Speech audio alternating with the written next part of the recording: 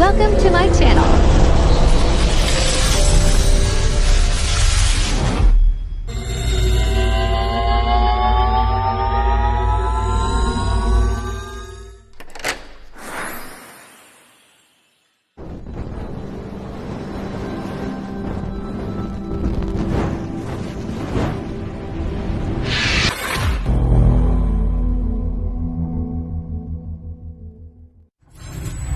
Enjoy watching. Ayan guys, dito po ako sa barangay namin. Meron po kaming assembly. Ayan.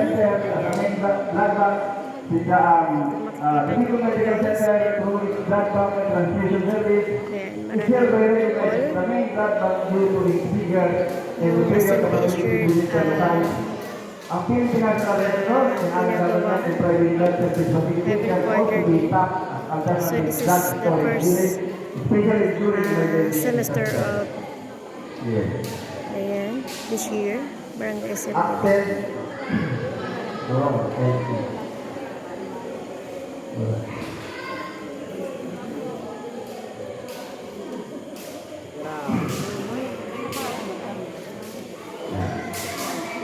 Access to Bicol Medical Resident Bank. The Barangay Litoral deposit at the DNC shall be the Barangay Litoral deposit at the DNC shall be accessed by 25 residents of Barangay Litoral throughout the procedure to be agreed upon both by the Barangay Council of Barangay Litoral and the DNC. In taking into consideration the unit authorized fee on the resident of Barangay Litoral may access the blood deposit through the DNC. Subject of the replacement over the quality possibly used for the non-regular donor. So, non-regular donor. Personnel, municipal health workers, BMC, National Barangay Health Workers, any man din kasi mga public health workers ka. And barangay nutrition are enjoined to actively support this blood levy program, particularly with the advocacy work in the recruitment of lawyers. Kasi yung kaya, kasi may iba yung pinasa, talaga ang mga data dito sa mga BLS, may papaito sa mga BLS. Coordination with the Philippine National Red Cross, present na po nila for the best interest of this program. Close coordination shall be undertaken with the Philippine National Red Cross aside from the Philippine.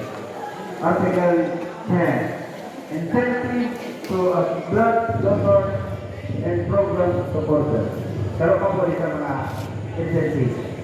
Section 11. As a rule, non-monetary incentives shall be given to each blood donor and to each entity that actually supported or helped organize mass bloodletting activities. This certificate may also be provided when available. Certification of recognition of blood donors, it may also be given to the blood donors through a fitting ceremony during the Barangay People's Day celebration of Barangay Litoral on 30th day of December annually. So, dyan marirecognize po yung mga regular blood donor pag-aabot ng December 30, marirecognize po kamo matataon naman yung certification ng barangay. Kasi sa Culaon po ang magiging kontra sa inyo pagkamong donor sa once na emergency kasi marami po ang sa inyong pamilya kung kayo magdunod sa BNC Blood Bank para maghalag ng donor. Section 12. The Punong Barangay Council shall have the authority to grant certificate of commendation under this program for regular and active donors only. Sa mga regular and active donors na po. Likewise, the Bicol Medical Center, in-impose po nila dapat matawan na yung ID sa mga regular and active donors ng Bicol Medical Center. Pero i-work out na po nila kung mas kaya. So, Article 11, mga repiling ko sa pala po yan. So, any existing ordinance, current ordinance, or rules and regulations, or anong po kaya yung barangay na nililiputan ko? Nakaapat naman ako duwa na sana, pamukid na lang sa San Joaquin. Kung anong ko na pong ining oportunidad para makapag-taoning dikit na pagirumdom, duman sa nakakapirang mandato na ipagpagirumdom sa mga barangay officials na ipaliwanag durante kang asidlayan ini. Primero, gusto ko pong sabihin sa inda na garulas na inimindong barangay assembly, kamong set o barangay officials. Kasi, ngunyan po na Oktubre, election period na. May policy ang DILG na kapag ka-election period, dahil ng assembleya. So, by the way po, itong nainot na COMELEC resolution na ipigpaluwas kang COMELEC na nag-schedule kang filing of candidacy ning July 3, tigbago ito. May tigabante, may bagong resolution na ipigpaluwas lang kang Miyerkules, March 22, 2023 na nagsasabi na ang filing of the certificate of candidacy will start on August 18. Ano tapig paliwanag ko ini? Linhuli ta, may provision sa Omnibus Election Code na kapag ka nagpuna ang election period, may mga ipigbabawal ng proyektong i-implementar. Gusto sabihin, linhuli ta, move, reschedule to August 18, kaya nadagdagan ka mong panahon para tapuson si mga proyektong dahil pa natatapos. Hanggang August 17 pa. Kuta na kung July 3 hanggang July 2 na lang. Kaya pasalamat po kita sa nadagdagan kita. Pero may implikasyon yan. Anong gusto sabihin? Kang inot na COMELEC resolution, July 3 filing na, October 30 pa ang eleksyon. Ano tahalawin? Dahil pinag-iisipan kang COMELEC na i-automate kuta ang barangay election. Sabihin, gamit ki machine, araw ka itong tikos, araw ka itong dati. Kaya lang, sabi kang COMELEC, garo imposibilita ng mag-ibo. Kaya, pigranina, August 18, filing, October 30, more than 2 months lang, halipot na dahil na mangyayari ang automation. Kung sabihin, mabalik kita sa dating gawin, ng pagbibilang ng boto. Itong exciting. Kaya, itong exciting. Iyon po.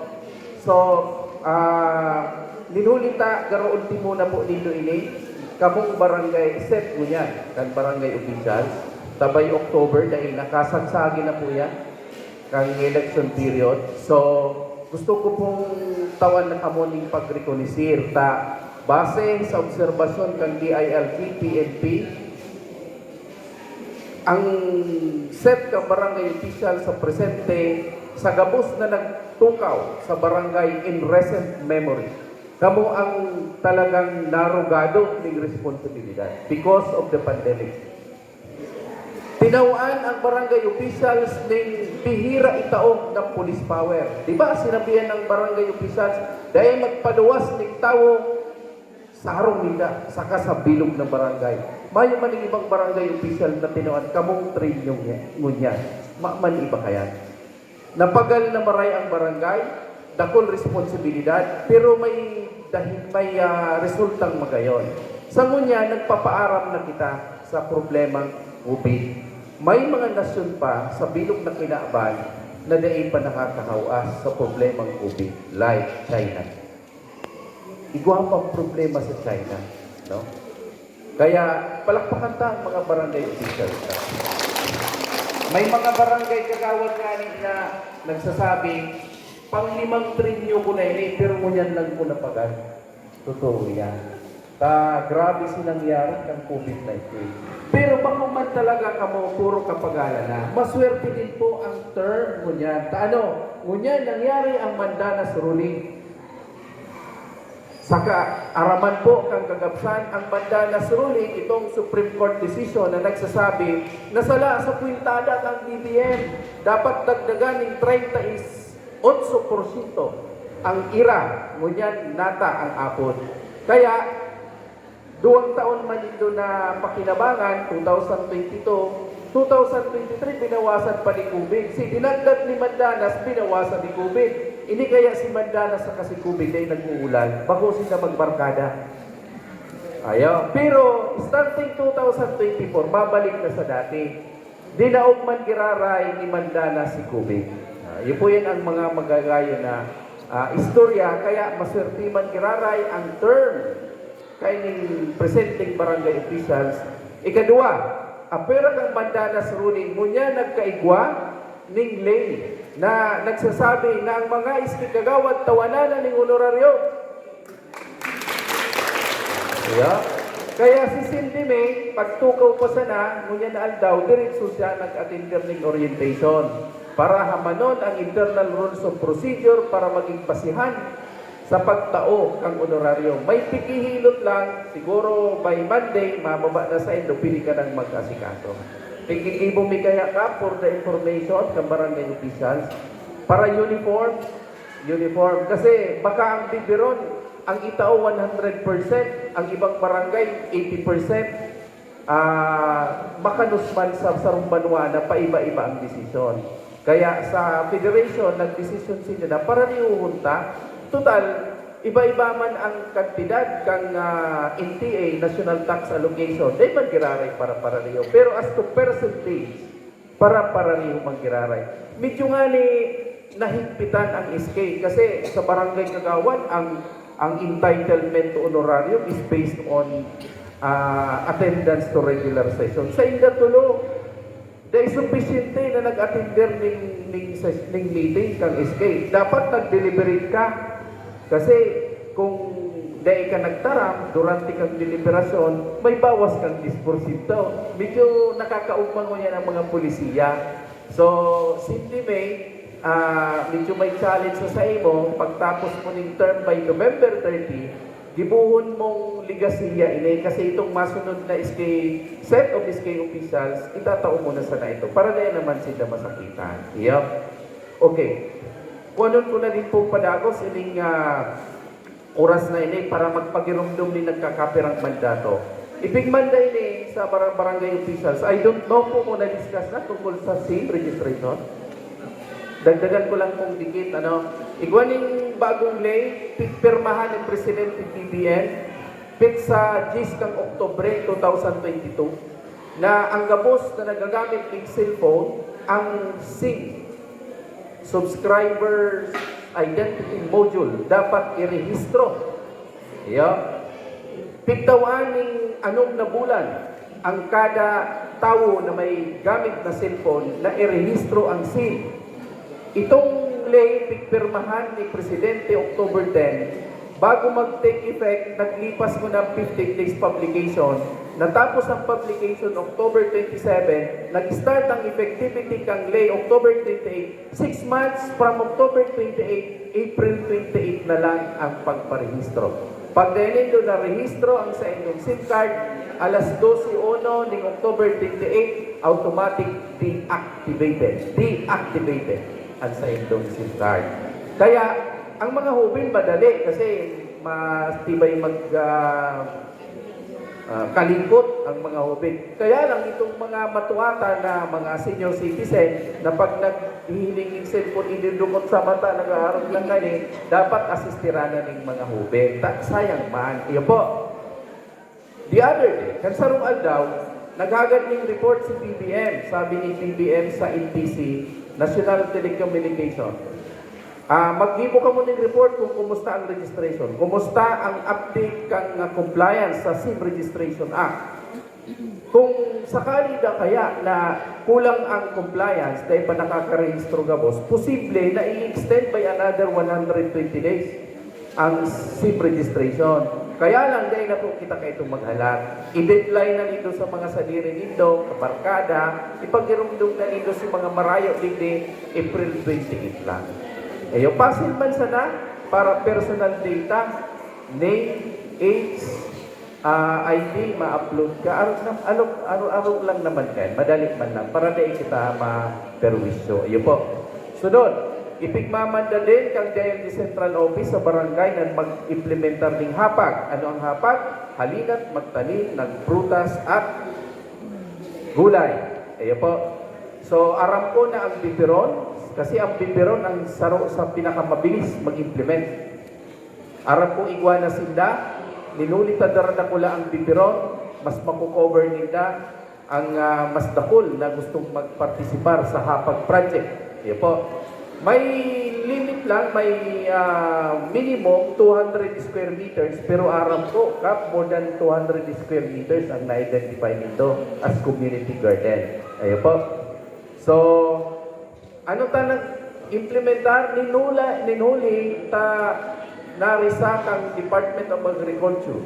na nagwawara-wara ang supply ng mga pagkakan importanteng kaipuhan sa pagluluto o aldaw. Samantalang ang Pilipinas is primarily agriculture. So, kung natandaan ta kang November sa Oktubre, pag may mga kasalan ang ipigre-regalo, pinatos na sibuyas. Kaya, ano nga ito nawawaran sibuyas? Puro nga'y agrikultura ang kadaklan, na hanap buhay, nawawaran kita. So, hindi mo na naman kang national government, pabayaan ang barangay mag-resolver kaya, pero di kitang natawtundagan. Barangay naman niya, di kaya mo magproblema, may barangay kita, kaya minagdahanan naman ang barangay. Barangay na naman ang ma-resolver. Kampandemya, barangay ang nag-resolver. Ngunya na nagkukulang-kulang ang mga pagkakan, barangay na naman ang ma-resolver. Kaya kung kamo barangay opisyal, asahan na nindo. Iyan ang magiging kamugtakan kan sa tuyang serbisyo publiko, mapagal, challenging, pero nakakataba ng puso na parte kita kang serbisyo publiko. Sunod, droga. Nagkaigwanan ng launching kang November 24 last year ng bida sa San Fernando. Pero sabi ni SILG, habo ko ngayang garo compliance lang, papakarayon da, magkakaigwan ng another grand launching kang bida. What is bida? Buhay ingatan, drogay ayawan. Ayan po. So, sa San Fernando, tulusan ng barangay ang mayo ng droga. No, out of 22, 19 igwan ng droga. Kamong mga rayaon digdi, harani sa kasentrohan, igwan din ng droga. Inigar nindo sa daay igwan digdi. Yeah. Medyo mahirap lang na narinisang ugali sa parte kang komunidad. Dahil ang mga kapamilya, may arab na nagagamit, aki, tugang, pinsan, daig susumbong sa otoridad. Na ang paghuna kang tao, pag nagsumbong sa kang kapamilya, paghuna niya, pag nagsumbong siya, ipinapahamak niya. Pero ang totoo kayan baliktad. Pag dai mo isinumbong ang kapamilya mo na nagagamit ng droga, mas lalo mong pinapahamak siya. Kasi duro-diritso ang paggamit niya, maabot ang time na siya makagadan, makakomiter ng krimen, huri ka na. Kaya isumbong mo na. Yeah. Kung gusto mong pagmakulgan ang buhay kang kapamilyal mo, lalo na kung hubig pa, nagagamit ng droga, isumbong mo na. Otrohon ko, pag dahil ka nagsumbong sa kang kapamilya mo na nagagamit ng droga, dahil mo siya pinoproteheran. Pinapahamak mo siya. Yun. Ayan po. Yun na, nakumpleto ko na. Ayun lang po ang sa tuyang ipapagirumdom. Abigdali-dali ko lang po, malipat pa ako sa San Joaquin, baka di ko naabuton ang pamukid. Salamat po, Kap, mga barangay kagawad, sa oportunidad na makapagtaon ng halipot na mensahe. Maray na banggi po, salamat po sa tugtog.